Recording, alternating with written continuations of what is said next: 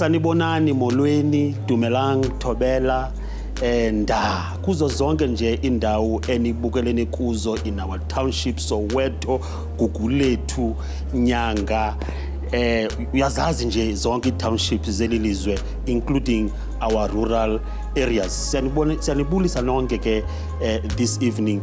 Anhlelanga ndedwa apha i-program yethu ke today is like different.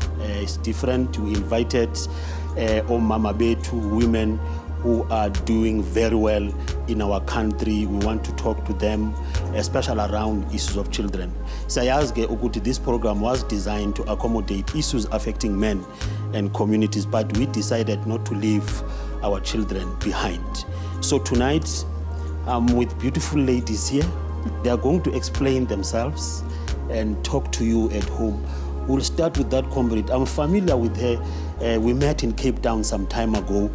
Can you introduce yourself and talk to people there? Who are you? What do you do? I know at some point you trained us as faith leaders. About 68 faith leaders you trained through UNICEF. We appreciated that, and some of those faith leaders are still there doing this work in communities of ensuring that our children are safe in this country. Can you introduce yourself there, but answer this question for me. Are we doing well in this country in terms of protection of children, especially their well-being? Please be honest, because there are stories out there of children who are dumped by families. Some children are neglected.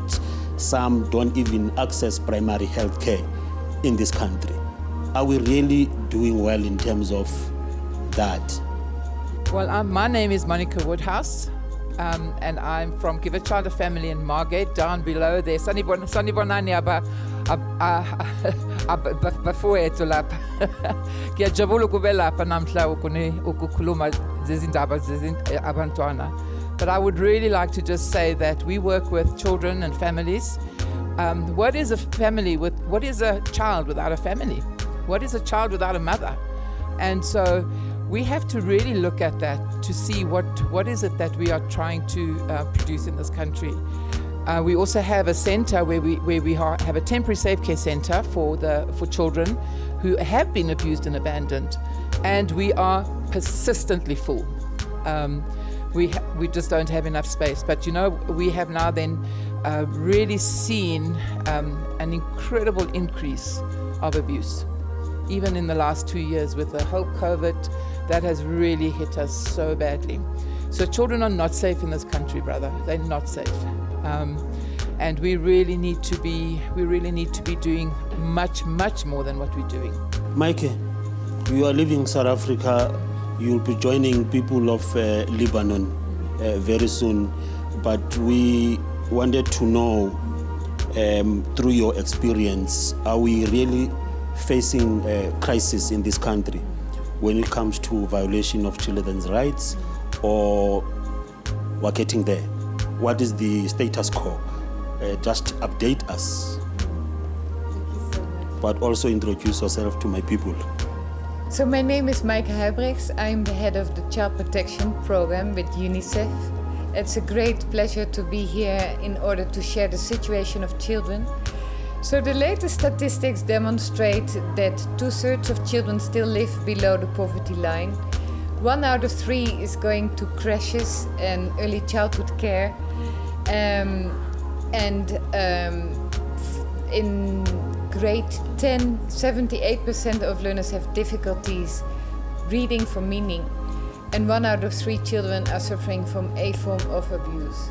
What is of particular concern is the recent report from SAPS that demonstrated that in the first quarter 352 children had been murdered. So these are proportions of rights violations that are, in comparison to other countries in the world, extremely concerning. And it's very important that for us to address the realization of children's rights and make sure that every child feels loved, cared for, in a nurturing environment, that we all work together. We'll come back and unpack Mama Miriam, can you talk to my people there as the UNICEF representative in this country? In terms of your data, do we really know the root causes of this, especially violation of children's rights in South Africa? Because when you go to communities and talk to people in community halls, you'll hear, elders saying that now this government is giving these kids too much rights. The rights of children are being exaggerated. And I hope, Lapemakai, I'm not creating story. These are the issues that come up in our township, especially during dialogues. Are we exaggerating these rights? And what are the root causes of these things? I think when you... please talk to my people and introduce yourself there. My name is Muriel Mafito. I'm the Deputy Representative for UNICEF here in South Africa. The issue of children's rights is a matter for everybody. When we talk about the violations of children's rights, we are really talking about issues that we confront on a day-to-day basis in our families. I have to start with families. In our families, in our communities, and in wider society. The root causes are multiple. And that is why, for us to really deal with issues affecting children, it is important that we come together. And that's why, for us, partnerships are so important. We need everybody.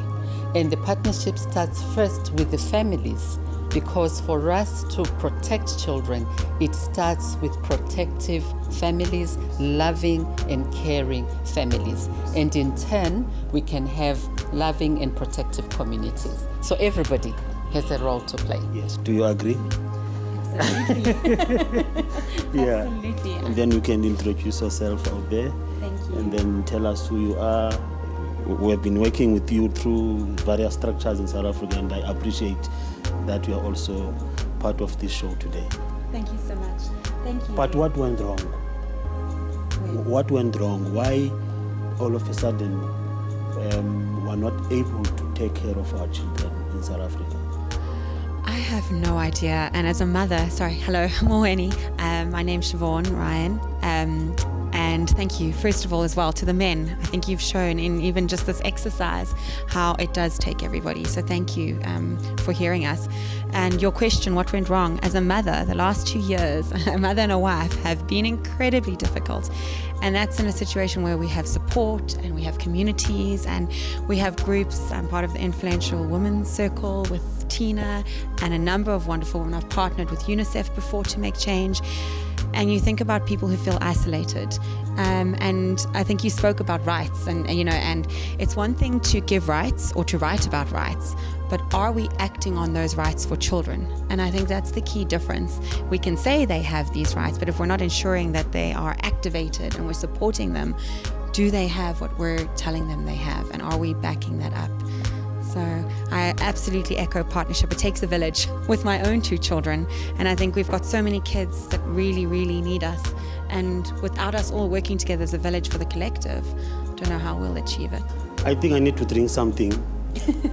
Let's go to the ad break and come back. Stay tuned. Siphinde sabuya ke sise Ebuhlanti ningamangali ke abantu abasemakhaya ukuthi aw what's going on there? Why this show is full of women? Niyazi ukuthi amadoda njalo njalo, but we appreciate ukuthi at the end of the day bayasizala labantu and they are very important, especially their organizations in our communities. We're in partnership with all these organizations here. So ningamangali ukuthi why manje shifter from issues that are affecting men. The fact is that we can't leave our children behind. Doc, we have beautiful policies and especially our constitution. The whole world is praising South Africa for having such a beautiful constitution. But why are we struggling to implement these policies? There are acts of parliament that are there guaranteeing, the rights of children. Why are we struggling to implement these policies? Are these policies known in our communities, or we're having these constitutions in that parliament, as Sando Ishisa recently. Any problem? What are the issues? Why are we struggling to implement policies that are there to protect children? Thank you.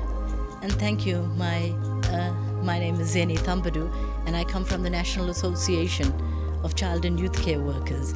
And child and youth care workers are one of the social service professions in South Africa that are completely direct practitioners working right where children and families are, supporting them to deliver services to children. And I support all the previous points about our job here is to strengthen families. But some families struggle. Some families need the support of local people who understand the problems in their community, who can support them. We had the Izibindi model that allowed us to develop local child and youth care workers, building skills, building a workforce that responded to the needs of children in communities in partnership with their families. So we always see the child in the context of family and community.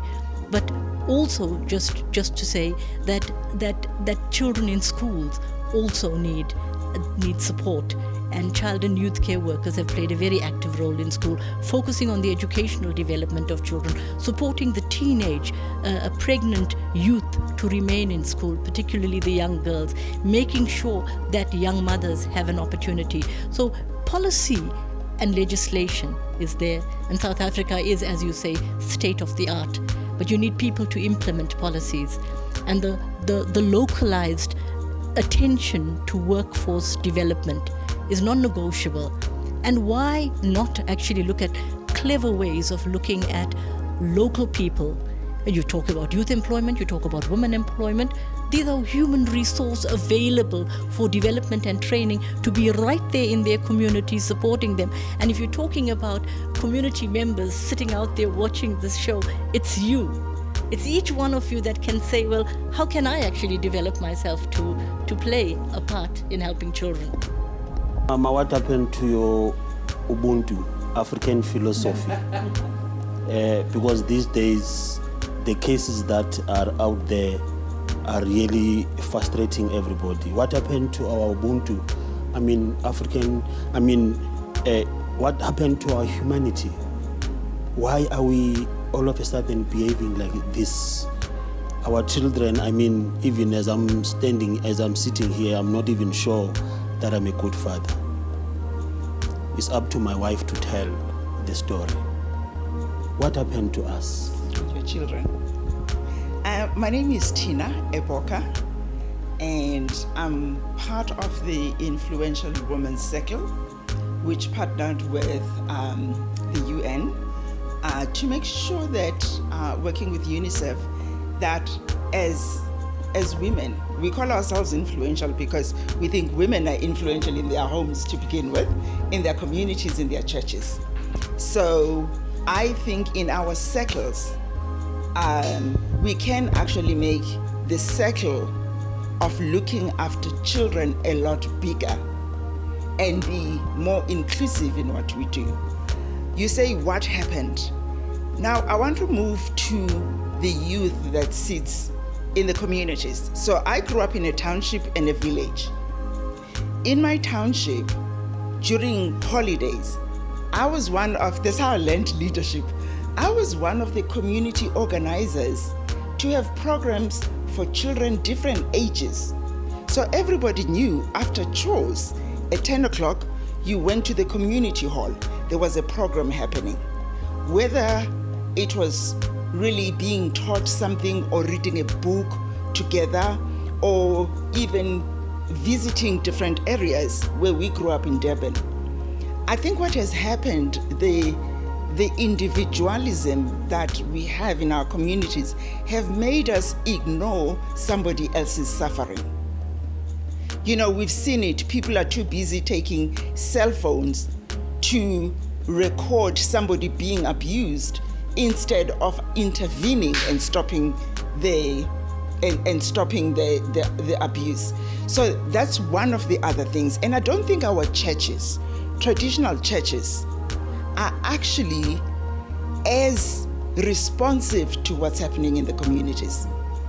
You know, as a young mother, I taught Sunday school because it was part of taking my children to church. But also as a church community, we looked after all the children. So there's certain, I want to call cracks in our system. So I want to start with the churches, because we all get baptized, but we never go back to church. And then we have these different churches where people want to sing and pray and read the Bible endlessly, but they don't connect clearly with the communities. It's almost like I'm praying for my success, I'm praying for a husband, I'm praying for this, instead of saying the church is a place where we all meet. And then during the holidays, the youth must organize themselves, and not look for a parent to organize. Parent in this country, wake up at 4 o'clock to get into the taxis, into the buses to get to work. By the time they come back at 7 p.m., they're tired. So the children have been left alone. So I think we have to change our social and community system all around. So thank you very much for this program, and I thank UNICEF for all the work that they are doing, and they can teach us a lot more. Bantu bakuthi imali igobele esandleni, ilizwe lethu lisengxakini. We need to support each other.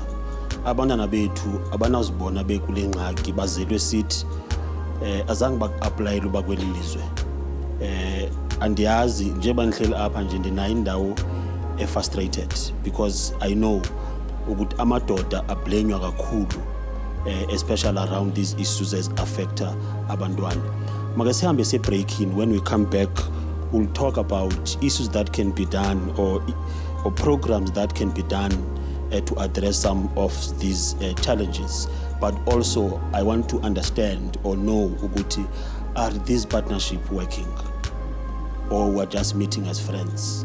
In parliament, in municipalities, it seems as if every time we engage each other as stakeholders, kuyabonakala ukuthi there is a problem in the country, because everybody wants to coordinate.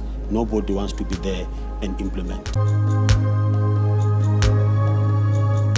Ayike sibuyile Ebuhlanti, igama lami ndingumbulelo Jasi, your host.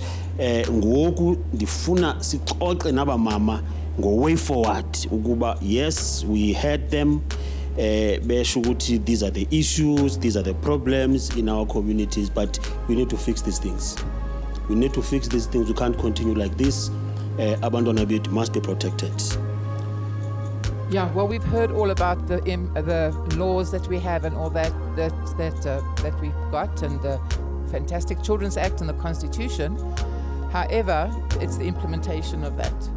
But what we really have been striving for, and that is to get civil society as one voice, to come together as one voice. And so we've established last year the South African National Child Rights Coalition was established so that we could have a voice, a collective voice, because child protection is a systemic problem. Child protection in South Africa is a systemic problem.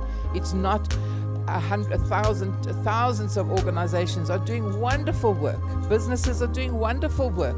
UNICEF is doing wonderful work. Government is doing wonderful work. I'm not sure. In some cases they are. They really, because some people don't know what they don't know.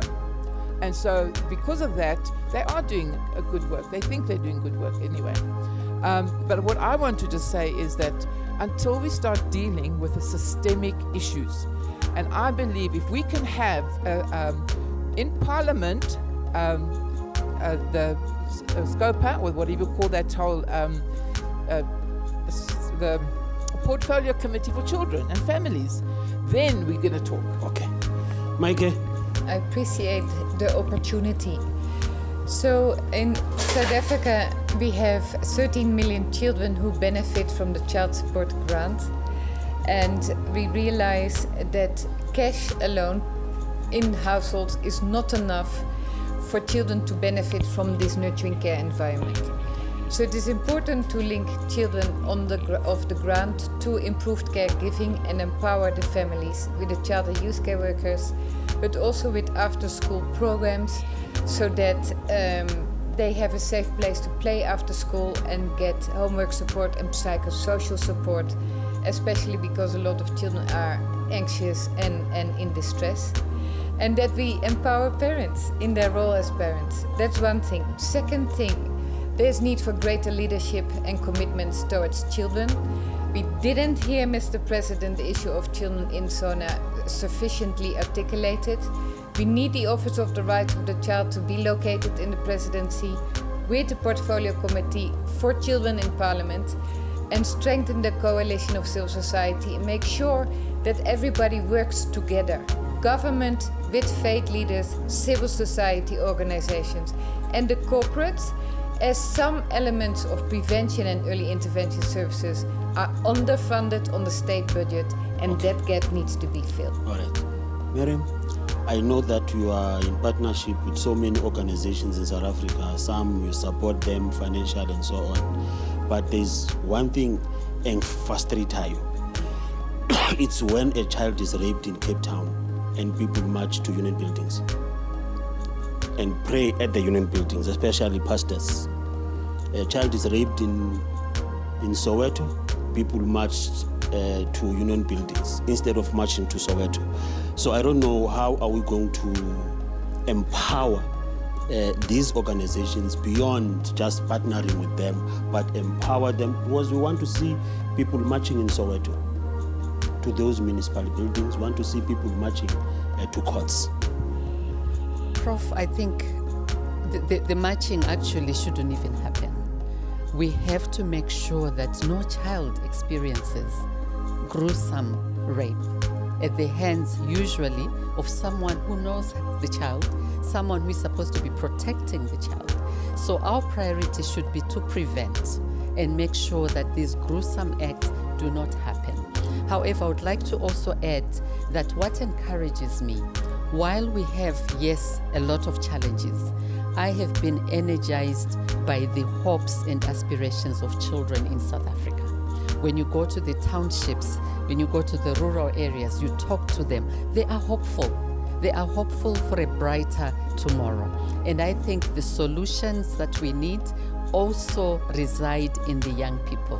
Let's not shut them down. Let's listen to them. And they are ready to build the South Africa we want. 60 seconds each. Moving forward, what is it that we can do to ensure that our children are safe?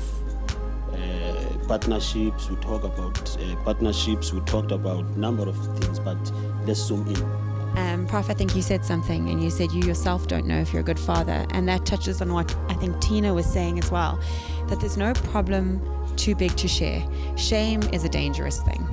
Everybody makes mistakes. If we start connecting at the levels we need to, and we talk about as parents mistakes we've made or things we're unsure of, then there's no secret. We can start addressing the problems and the issues. And I think that if we start on the ground and we as parents or communities start addressing those issues, it allows the work to happen in all the different partnerships.